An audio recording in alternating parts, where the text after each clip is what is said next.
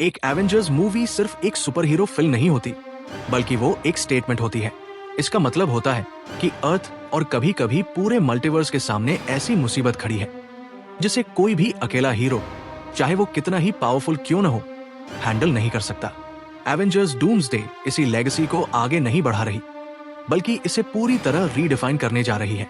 क्योंकि इस बार स्टेक्स सिर्फ एक सिटी, एक प्लैनेट या एक टाइमलाइन तक सीमित नहीं है। इस बार सवाल पूरे मल्टीवर्स के सर्वाइवल का है, इनकर्जन्स का है और डॉक्टर डूम जैसे कैरेक्टर्स का है, जिनके लिए पावर सिर्फ एक टूल नहीं बल्कि आइडियोलॉजी है।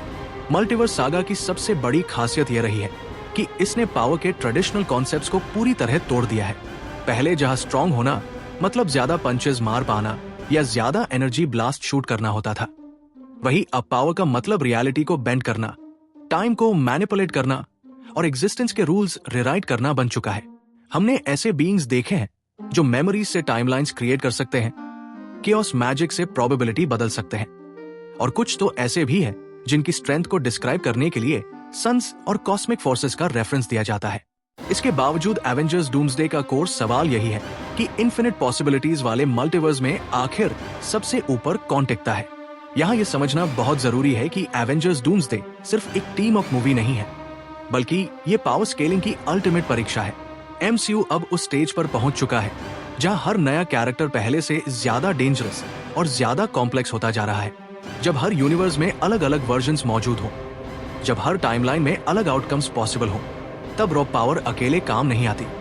स्ट्रैटेजी, कंट्रोल, स्टेबिलिटी और सैक्रिफाइस जैसी चीजें भी उतनी ही इंपॉर्टेंट हो जाती है। यही वजह है कि एवेंजर्स डूम्सडे में सिर्फ स्ट्रॉन्गेस्ट पंचेस मैटर नहीं करेंगे, बल्कि स्ट्रॉन्गेस्ट एग्जिस्टेंस मैटर करेगी। इनकर्जन का कॉन्सेप्ट इस पूरी डिस्कशन की बैकबोन है। इनकर्जन का मतलब है दो यूनिवर्सिटीज का कोलाइड करना, जहां अंत में एक या दोनों यूनिवर्सिटीज का डिस्ट्रक्शन ऑलमोस्ट गारंटीड होता है। ये थ्रेट किसी विलन की तरह सामने खड़ा होकर फाइट नहीं करता, बल्कि ये एग्जिस्टेंस के फैब्रिक को साइलेंटली टेयर करता है। ऐसे में एवेंजर्स डूम्सडे का कॉन्फ्लिक्ट प्योरली फिजिकल नहीं रह जाता, बल्कि फिलोसोफिकल बन जाता है। सवाल ये नहीं है कि कौन किसे हरा सकता है, बल्कि ये है कि कौन रियलिटी को बचाने के लिए सबसे बड़ा प्राइस चुका सकता है। डॉक्टर डूम जैसे कैरेक्टर्स इसी ग्रे जोन में ऑपरेट करते हैं। डूम खुद को विलन नहीं मानता, बल्कि सेवियर मानता है। उसके हिसाब से अगर मल्टीवर्स को बचाने के लिए पावर स्टील करनी पड़े, गॉड्स को गिराना पड़े या टाइमलाइंस रिराइट करनी पड़े, तो वो सब जस्टिफाइड है। यही थॉट एवेंजर्स डूम्सडे को मोरली कॉम्प्लेक्स बनाता है। हीरोज और विलन्स के बीच की लाइन ब्लर हो जाती है और पावर रैंकिंग सिर्फ स्ट्रेंथ की नहीं, बल्कि इम्पैक्ट की बन जाती है। अब जब MCU ने रियलिटी मैनिपुलेटर्स, कॉस्मिक एंटिटीज और गॉड लेवल बीइंग्स इंट्रोड्यूस कर दिए हैं, तब नेचुरली ये सवाल उठता है कि एवेंजर्स डूम्सडे में सबसे पावरफुल कौन होगा। थोर जैसे एंशिएंट गॉड्स, सेंट्री जैसे अनस्टेबल पावर हाउसेस, डूम जैसे इंटेलेक्चुअल प्रेडेटर्स, लोकी जैसे पैराडॉक्सिकल बीइंग्स और फ्रैंकलिन रिचर्ड्स जैसे रियलिटी आर्किटेक्ट्स, ये सब एक ही नैरेटिव स्पेस में मौजूद है। और यही इस फिल्म को टेरिफाइंग और एक्साइटिंग दोनों बनाता है। यहाँ कोई भी कैरेक्टर सेफ नहीं है, क्योंकि पावर का स्केल इतना बड़ा है कि हायरार्की किसी भी मोमेंट कोलैप्स कर सकती है। एवेंजर्स डूम्सडे की इंपॉर्टेंस सिर्फ स्पेक्टिकल में नहीं, बल्कि कॉन्सिक्वेंस में है। इस मूवी के बाद MCU पहले जैसा नहीं रहेगा। टाइमलाइंस शिफ्ट होंगी, यूनिवर्सिटीज कोलैप्स या मर्ज होंगे, और कुछ कैरेक्टर्स शायद एग्जिस्टेंस से एरेज हो जाए। इसलिए ये जानना जरूरी हो जाता है कि पावर हायरार्की में कौन कहां स्टैंड करता है, क्योंकि एंड में वही बीइंग्स सर्वाइव करेंगे या मैटर करेंगे जिनकी पावर सिर्फ डिस्ट्रक्टिव नहीं, बल्कि फाउंडेशनल होगी। इस सीरीज में हम एवेंजर्स डूम्सडे के सबसे पावरफुल बीइंग्स की रैंकिंग को डिटेल में एक्सप्लोर करेंगे। ये रैंकिंग सिर्फ फैन सर्विस या हाइप पर बेस्ड नहीं होगी, बल्कि फीट्स, लोर इम्प्लीकेशंस और मल्टीवर्स लेवल कॉन्सिक्वेंसेस को ध्यान में रखकर बनाई गई है। यहाँ हर प्लेसमेंट का मतलब है और हर नाम MCU के फ्यूचर को डिफाइन करने वाला है। और जैसे जैसे हम इस लिस्ट में आगे बढ़ेंगे, आपको साफ समझ आने लगेगा कि मल्टीवर्स सागा ने पावर को कितनी अलग लैंग्वेज में रीडिफाइन कर दिया है। एवेंजर्स डूम्सडे में पावर को समझने के लिए सबसे पहले ये समझना जरूरी है कि MCU अब लिनियर पावर सिस्टम पर ऑपरेट नहीं कर रहा। यहाँ कोई सिंपल लैडर नहीं है कि ज्यादा स्ट्रेंथ मतलब ज्यादा पावर। मल्टीवर्स सागा में पावर अलग अलग लेयर्स में बंटी हुई है। कहीं रॉ फिजिकल माइट काम आती है, कहीं मेंटल स्टेबिलिटी, कहीं रियलिटी मैनिपुलेशन, और कहीं सिर्फ एग्जिस्टेंस का वेट ही सबसे बड़ा हथियार बन जाता है। यही वजह है कि एवेंजर्स डूम्सडे में पावर कंपैरिजन करना इतना कॉम्प्लिकेटेड और फैसिनेटिंग दोनों हो जाता है। सबसे पहले थोर ओडिनसन की बात करें तो उसका पावर सिस्टम पुराने गॉड्स पर आधारित है। थोर की स्ट्रेंथ सिर्फ मसल से नहीं आती, बल्कि उसके अस्तित्व से आती है। वो 9 रियल्म्स का प्रोटेक्टर है और उसकी एनर्जी एसगार्डियन लेगेसी से फ्लो करती है। थोर की पावर ग्रोथ लिनियर नहीं रही है, बल्कि एक्सपीरियंस बेस्ड रही है। हर लॉस, हर वॉर और हर सैक्रिफाइस ने उसे फिजिकली और स्पिरिचुअली मजबूत बनाया है।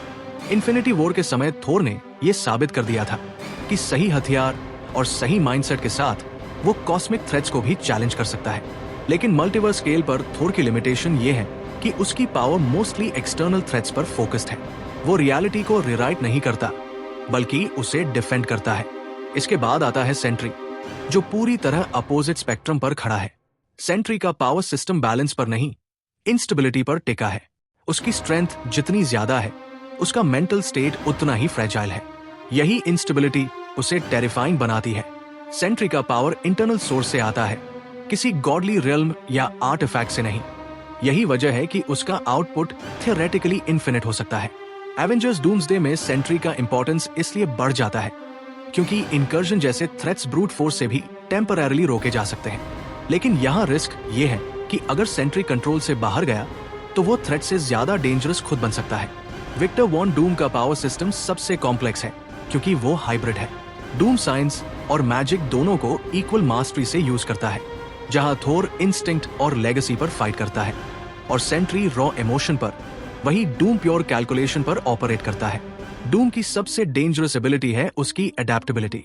वह सामने वाले की पावर को स्टडी करता है, एनालाइज करता है और फिर उसे रेप्लिकेट या स्टील करता है। एवेंजर्स डूम्सडे में डूम सिर्फ विलन नहीं होगा, बल्कि इवॉल्विंग एंटिटी होगा। हर बैटल उसे वीकर नहीं, स्ट्रॉन्गर बनाएगी। यही कारण है कि डूम को हराना शॉर्ट टर्म विक्ट्री हो सकती है, लॉन्ग टर्म सोल्यूशन नहीं। अब अगर पावर सिस्टम्स की बात हो रही है तो लोकी को इग्नोर करना इम्पॉसिबल है। गॉड लोकी का पावर सिस्टम किसी भी कैटेगरी में फिट नहीं बैठता। वो फिजिकल नहीं, मैजिकल नहीं और प्योर कॉस्मिक भी नहीं है। लोकी का अस्तित्व खुद एक सिस्टम बन चुका है, टीवीए जैसी जगह जहां टाइम, स्पेस और कैजुअलिटी इररेलेवेंट हो जाते हैं। वहां लोकी का टाइम स्लिपिंग करना यह साबित करता है कि वो रूल्स के बाहर ऑपरेट करता है। लोकी की पावर ग्रोथ नॉलेज और एक्सेप्टेंस से आई है। उसने खुद को समझा, अपने रोल को एक्सेप्ट किया और फिर मल्टीवर्स के सेंटर में खुद को एंकर बना लिया। एवेंजर्स डूम्सडे में लोकी की स्ट्रेंथ ये नहीं होगी कि वह किसे हरा सकता है, बल्कि ये होगी कि वह किसे एग्जिस्ट करने देता है। पावर डिस्कशन का पीक तब आता है जब फ्रैंकलिन रिचर्ड्स जैसे कैरेक्टर्स सामने आते हैं। फ्रैंकलिन का पावर सिस्टम क्रिएशन बेस्ड है।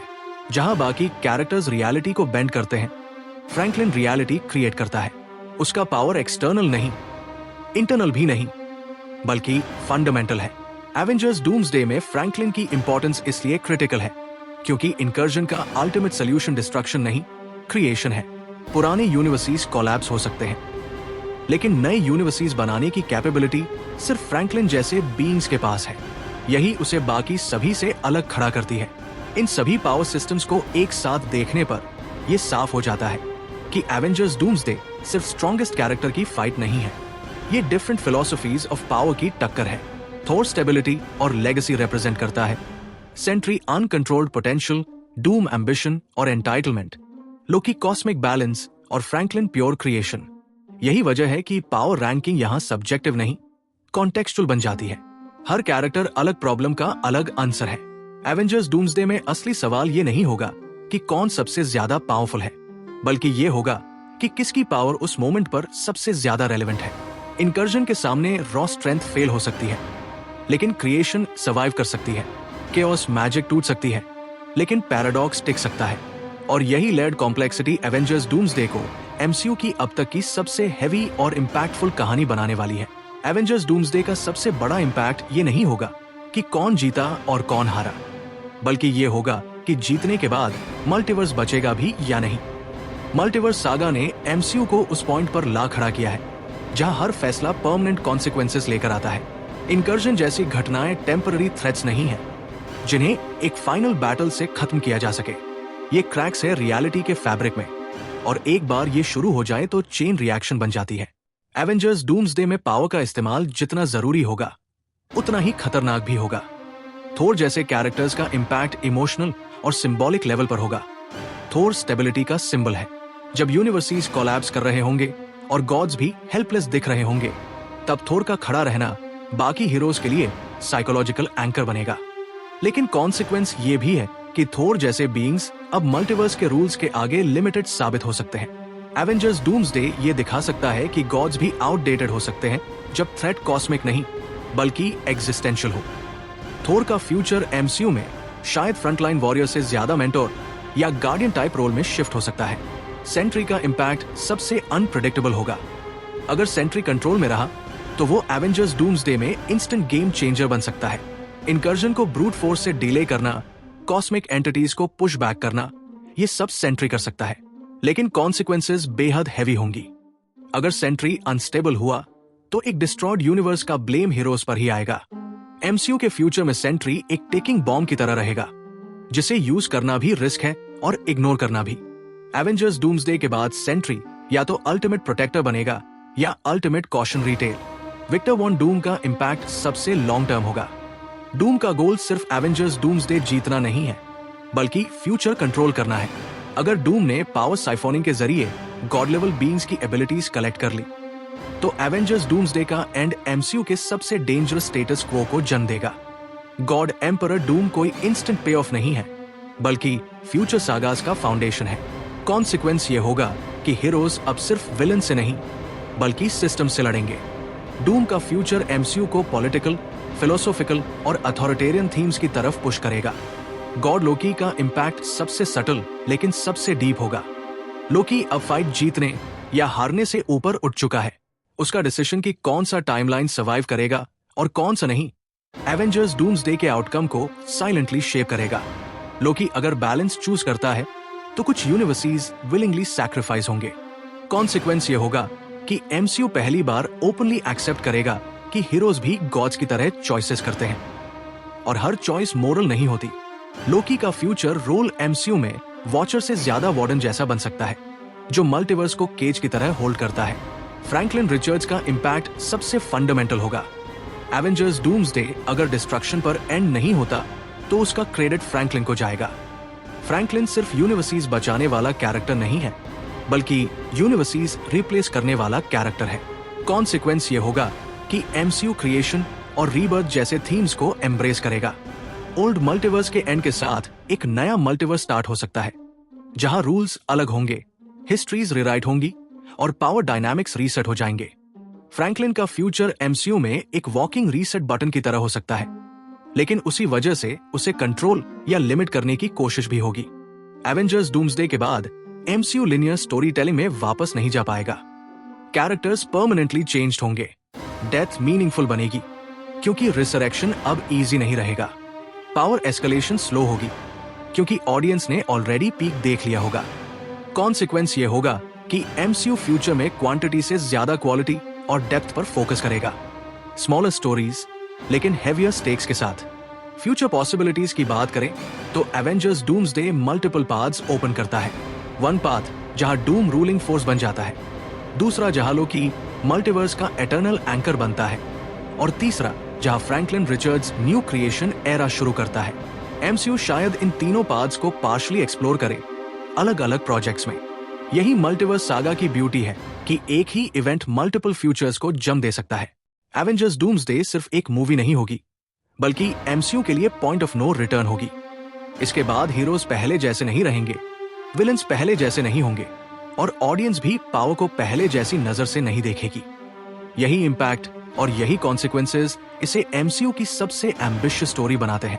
एवेंजर्स डूम्सडे को अगर एक लाइन में समझना हो तो ये एमसीयू का वो मोड है जहां पावर सिर्फ हथियार नहीं रहती, बल्कि जिम्मेदारी बन जाती है। मल्टीवर्स सागा की पूरी जर्नी हमें यहाँ तक इसलिए लाई है ताकि ये सवाल पूछा जा सके कि इन्फिनिट पावर मिलने के बाद भी क्या कोई सही फैसला लिया जा सकता है।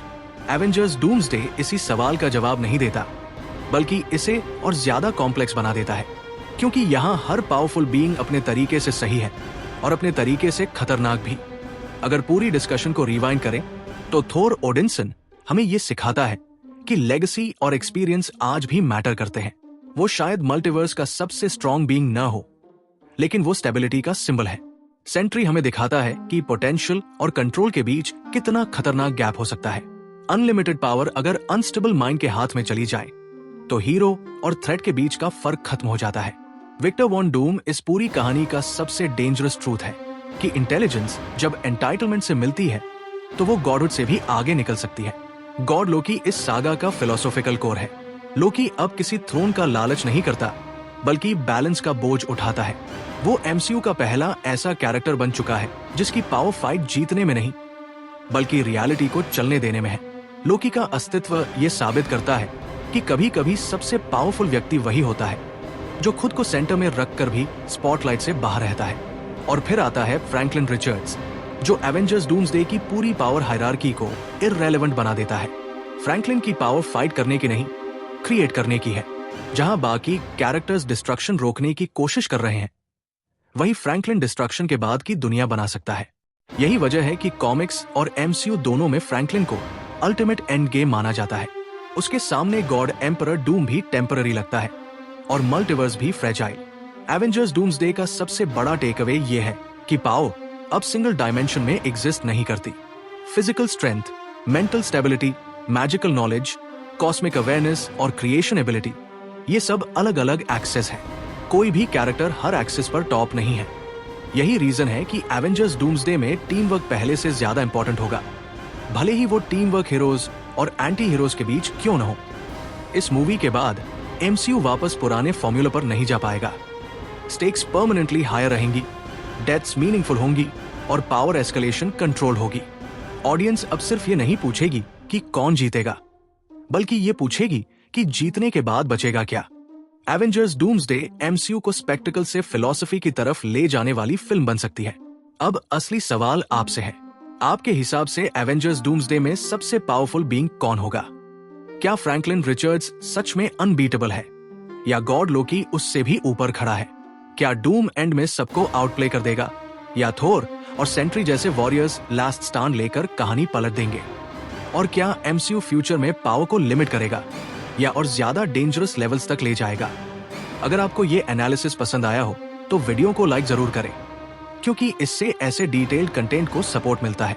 चैनल को सब्सक्राइब करना ना भूलें ताकि एवेंजर्स डूम्सडे और एमसीयू मल्टीवर्स सागा से जुड़े हर बड़े ब्रेकडाउन आप मिस ना करें।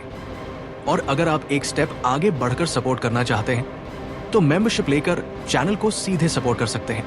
मैं था आपका दोस्त और आप है सच में सुपर। पीस।